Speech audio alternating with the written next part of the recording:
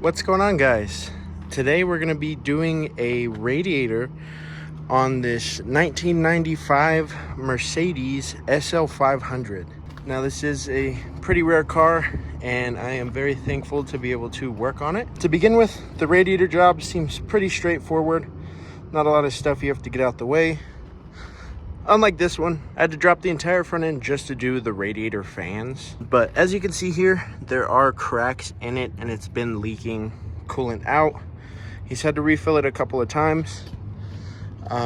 We got our coolant here, radiator over there. So we're gonna get this done today. Should be a couple hours, but this should be a fun one. So we're gonna be taking off these clips first. So you have these two clips on the end corners. They slide out. And you have your clips here. These off. And then to get this fan shroud out of the way, you're gonna pull this pin, twist this to the side and slide it back over this. And this lifts up. We need to disconnect this so we can get these fans out of the way. And then we need to get these coolant hoses off. There's one at the bottom as well. Here's your crack.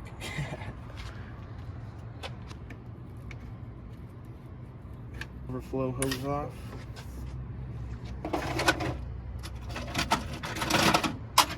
So we have 4 10 mils. So we're going to take this cross member off so we could get these fans and condenser out of the way so we could get this radiator up and out of here.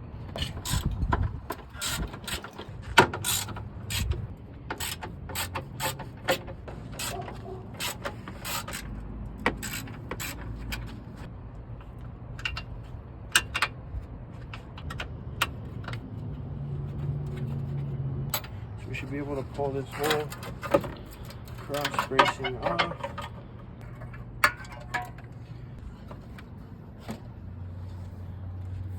Okay, that should be good. Now disconnect this line here. This should be for the transmission fluid. So we have these 3 lines down here. Both of them are flipped over. So I don't know how I'm gonna get to that. So we got this line for the transmission fluid off. We're getting the second line at the bottom down here off. So it's gonna be this line right here in the middle. So this line right here in the middle, you have your bottom coolant line, and then you have this line right here. It's going to be this one right here. It's a 19 millimeter. We're going to get that off, and then since these are flipped the opposite way, after I get this line off, I'm going to try to rotate the radiator over so I can at least try to get to these without having to jack up the car. Alright, so we got this radiator flipped over here. We're about to get this bottom hose popped off. There we go. The coolant hose is now popped off. We got our radiator pretty much out. We're just gonna get this last line off of here. Set that up like that. So we got our cracked radiator out here. And it is time to put in our new radiator. Same steps, putting it back in. The only thing else we're gonna have to do is just bleed the whole system for air bubbles. But yeah, should be easy getting it all back in. All right, so we got our new radiator here. This one is pretty much the same. The only thing is it's missing this top part where the fans mount to. But since this radiator squeezes against it, it's just gonna hold the fans in place itself. So now what we're gonna do is we're gonna reconnect these hoses back down in here.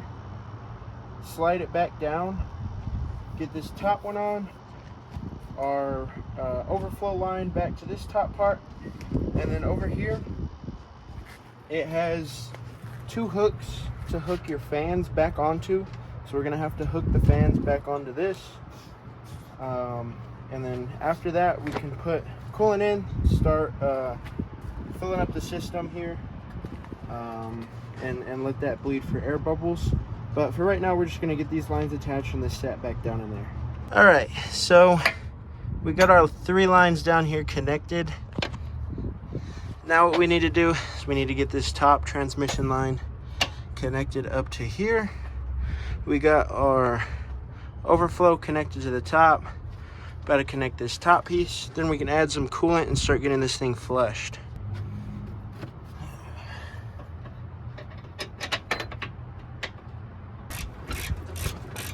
So we got this coolant hose on. We got the clips for the radiators in. All we have to do is kind of bolt everything up right here and get some coolant in that reservoir.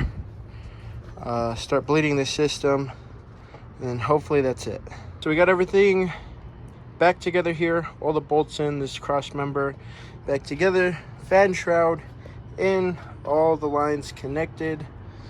Now we're just going to top this thing up with coolant and let it run and cycle through, get all the air bubbles out, and then this thing should be good to go.